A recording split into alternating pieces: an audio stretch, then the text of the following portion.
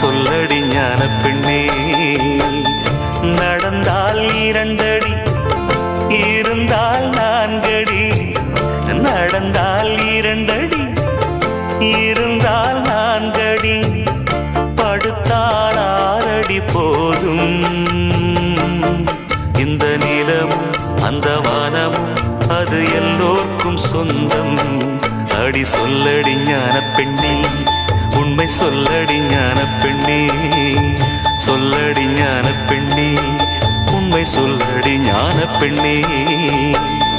நடந்தால் 2 அடி,